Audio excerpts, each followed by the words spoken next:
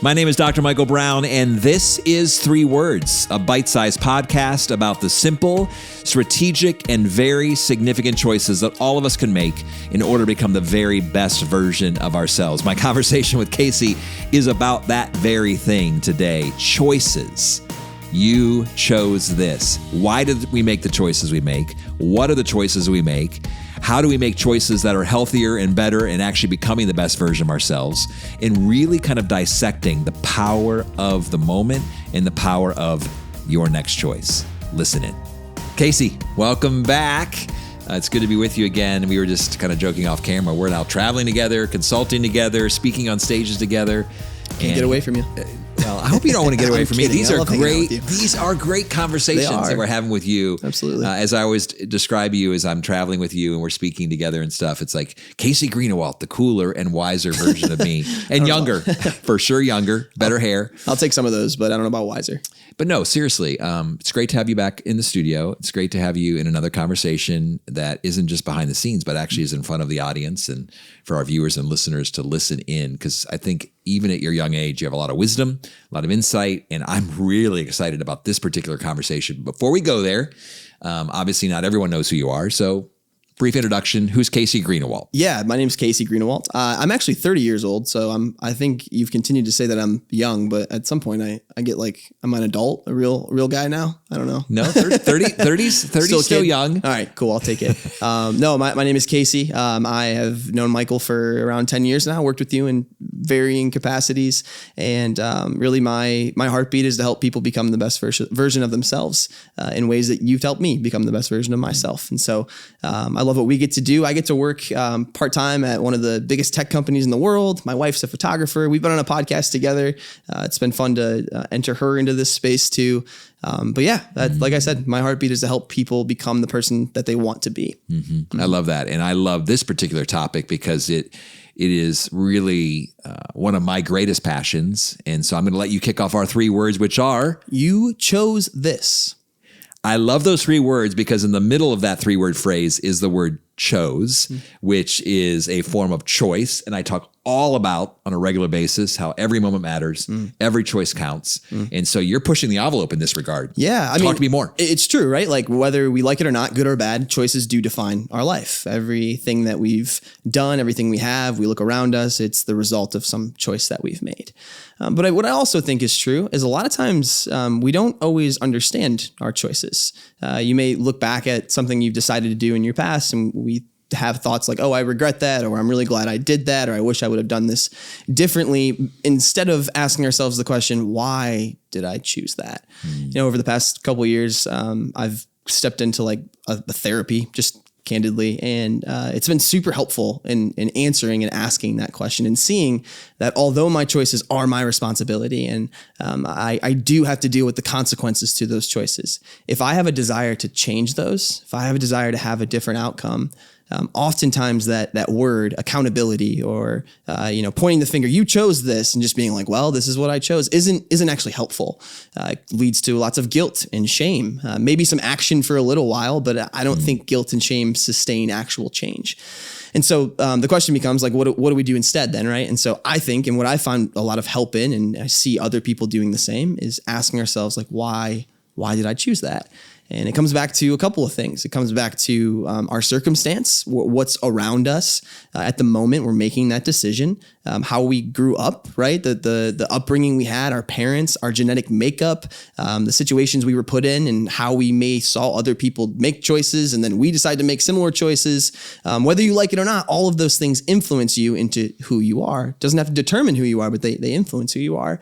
And understanding those elements and those pieces, I think what I've found, again, is that it's allowed me to have a lot more grace and patience and empathy with myself. And we can expound on those later, but I think ultimately the shame that sometimes comes with that phrase, like you chose this, although that is true, and we should internalize that. I think we have to step ourselves back a little bit and go like, why did I do that? Why did I choose to do that? And I don't know. Have you ever asked yourself like? Well, I love the why question. Yeah, I think that's great because obviously, especially if I'm making choices that are not healthy for me, or maybe not in contradiction, Casey, to the core values that I have or the expressed values and mission that I have for my life and purpose for my life, if there's a contradiction between my choices and my core values, I think that's the perfect question to ask. Yeah. Why? Yeah. Like what's going on in that gap that's causing me to choose something that is different than what I espouse to be my core values? Yeah. And I think I would love to hear like maybe a situation for you where you found and understood like, there's some connection to not feeling safe. There's some connection to, and again, this isn't not about making everything about some deep childhood wound that you experienced. But what is true is your brain is being shaped and molded into who you are throughout your childhood and your life. And so those experiences, they matter. You have to understand them. And a lot of times the choices that we make, especially with things like addiction or the friends that we're around or the career we maybe go into or how we decide to treat our partner, treat our kids, like a lot of those are influenced by things that we never inspect. And I think when we inspect the things that are influencing us, we may be able to come up with, like you said, some core values, some things that are important to us. And it's not to look back and go, oh, they're so bad, I wish they wouldn't have done that. It's to paint a better future. You've said this to me before too. It's like we walk into a space and we're with a bunch of fraternity guys, and often they think like, oh, they're here to shame us and tell us, don't do this, don't choose that. But when in reality, we're there to go, no, we're not telling you shouldn't do something. We're saying like, there is a bigger vision for your life that you're missing out on. And maybe that involves certain things that you're doing now, and maybe it doesn't, but you have to take a step back to ask yourself, who am I? How did I become who I am? And then you can start to say, okay, what do I want to be and where can I go from here? And I think all of that ties in together. And I love that phrase you put together, even inspect your influences. Yeah. There are things that influence our lives. We need to own our choices, but we need to inspect and ask the whys, investigate them. Obviously you and I are both fans of the Enneagram test, which actually does go a little deeper, not just a childhood wounds, but just basic fears, deep desires, core values, the things that matter most to us. Those are worth investigating. Those are worth inspecting. But it sounds like as you're having this conversation with me, Casey, you're holding both really important,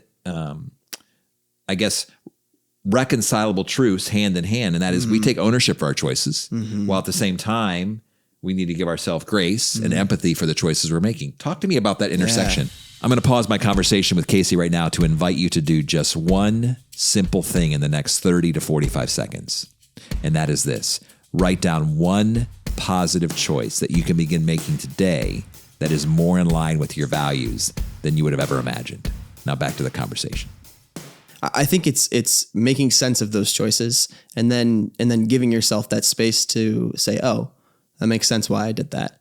It's not necessarily what I want, but I understand that. And I can make sense of why I may have chose to react, to respond in this anger manner. Let's use that as an example.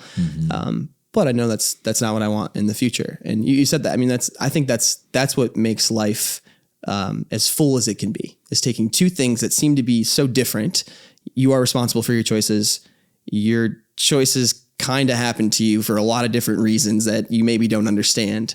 Those seem like combating things. It's a deeper philosophical argument of like free will versus determinism, right? And I'm not here to argue that. I'm not a philosopher. I like to look at that kind of stuff, and we've talked about it. But ultimately, I think both things are true. I do. I think your choices are determined by a lot of things. I also think you have the ability to acknowledge those things and paint a bigger vision and a better path for yourself. Well, and we talk about this with those that we coach, that your background, your family, your circumstances, your environment, your genetics, they are shapers, but they're not definers. Yeah. But they're powerful shapers. Yeah, they can be definers. Yes. Let's be honest. Like in some ways they are, but that's not always a bad thing. And so we don't look at those as I chose this, right? We just kind of acknowledge like, this is kind of part of who I am. But those things that we can look up and go, I don't want this. This is not the life that I wanted. And I think for a lot of people who maybe are listening, whether you're, in early stages of life, later stages of life, I think we all have things that we are looking up at and going, I don't want this. The truth is you did choose this, but what's also true is you don't have to, and you might not have cognitively and rationally chose this now, and you don't have to anymore. And both of those things are true at the same time. And we were talking off camera, but I think that what's really important here is you actually think that regretting a choice or feeling like that wasn't the best choice is actually a really great thing, where there's not shame connected to it or guilt. Yeah. But what is the benefit of that? Yeah. I think it's hard to separate those two. Number one is like regret often does come with shame, or thinking like, I wish I wouldn't have made that choice. It's this weird balance you kind of have to play emotionally, honestly, because you have to accept that you did that. Like that is where you put yourself here, whatever that situation may be. You chose X, Y, and Z. And so you are here. But also there's when you understand, like I said earlier, the reasonings of those things, I can't stress that enough. Like, why did I do that? And the only way you're going to come up with that is not sitting by yourself, like contemplating that. I really think talking to somebody, whether that's your spouse, your friend. I've found, again, a lot of value in therapy and that, and I'll push that until it doesn't add value to my life anymore. I think those are the spaces to really parse that out and figure out. And you have to take it situation by situation too, right? Because sometimes you do need to be held accountable for the ways that your choices have hurt other people. That's where accountability is necessary, to apologize, to own what you've done and say, this is maybe why I chose this. I don't want to do that in the future. And I'm sorry for the way that impacted you. If that's your partner, I've found tons of healing and tons of progress and growth in those types of conversations with my partner, with my wife, Jenna. So yeah, those are some thoughts. That's a good question. I think it's like, how do you separate the idea of guilt and shame while also looking back and reflecting on the choices that you've made? Because those feelings are going to creep up and you can't avoid them. They're not bad, but it's going, ooh, I feel guilt or shame for that. Let me try and understand that deeper. I think understanding maybe rids some of that guilt and shame and leads to more empathy for yourself. And we did actually an episode in 3 words back in the day. I don't know if it was you and I or me and another guest, but study your mistakes. That there is value in going back and saying, I could have done that differently. I didn't like that. I regret that. So I'm going to study it. I'm just not going to live there. I'm not going to stay there. I'm not going to, obsess over the fact that 10 years ago that like you want to bounce from that. And I think, like you said, free will, determinism, but I do believe that I can make the next best choice regardless. Now I won't be able to sustain that. Sure.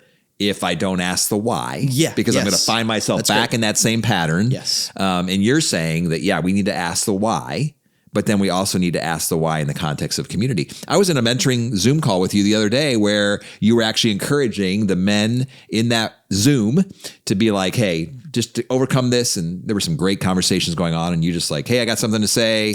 You're like, talk about it out loud. Yeah, we were talking about addiction. Yeah. Yeah. Because I think for a lot of us, like our choices lead to that. And we may not realize it. And then we wake up one day and we go, I can't go a week without this thing. And you have to talk to people about your choices. You have to. I think that there's... and you chose the addiction. You chose those choices. You did. Yeah, but then it's true. To get out of that, you're suggesting we need to talk about it. Yeah. And sometimes you need professional help that goes beyond just a friend or someone like that. But I think what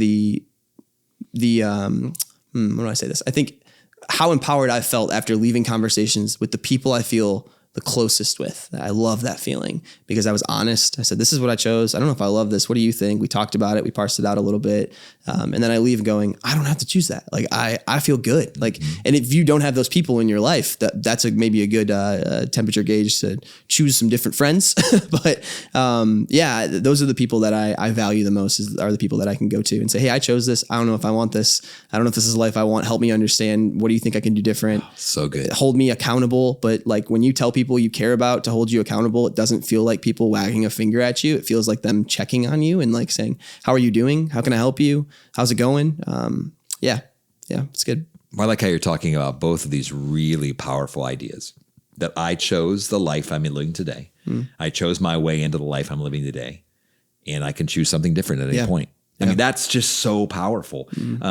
But I also like the other twist on this conversation that I chose this.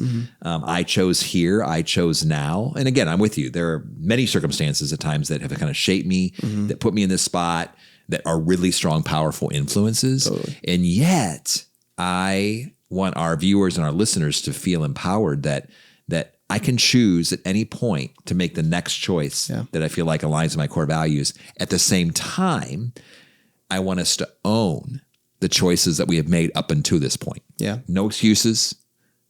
Ask why, but no excuses. Go deeper and go, okay, help me understand this out loud without justifying. So I think it's like this very interesting dance that I know you'd live so well, and because you own your choices. I've been in friendship with you long enough. You own your choices, but you're also very thoughtful as to the whys behind the choices. Wrap up our conversation, Casey. Words of encouragement, challenge for our listeners and viewers. Yeah, I think when it comes to these 3 words, you chose this. You have a choice to make. You can continue to make choices, not understanding why you're making those choices, not understanding where you're going, what's important to you, or you can stop, you can pause and reflect. I've said this to you before too. I don't think you can change the choices you made in the past. I don't think you can control the choices you're making necessarily in the future right now, because that's in the future. But like you said, you can't control what you choose next, what's right in front of you. And there's varying factors that influence those things, just like you said. But ultimately, if you're aware of that choice, if you're aware of what the consequences are, it's going to help you make an informed choice around what you want. You have to paint a vision. You have to understand what's most important to you. Every call I've ever had in any coaching conversation always starts with that. What's your why? What's most important? When you're old, when you're having your 80th birthday, when you're dead, who knows what's next? But when you're in that moment, what do you want to look back at and say is true about you? And then you let that frame your choices. But you forgive yourself when you find yourself in a situation where you're like, oof, this wasn't the choice I want. Well, guess what? You're aware. Make the next best choice. Or remove yourself from that situation, whatever that may be, because you chose this and you have the ability to choose what is next in front of you. Well, it's very clear to me you're no longer young. You're 30 years old and you're wise and old. Big 3-0. Yeah. But no, thanks for being in the studio. Thanks for having a great conversation. I'm sure we'll have you back soon. Thanks.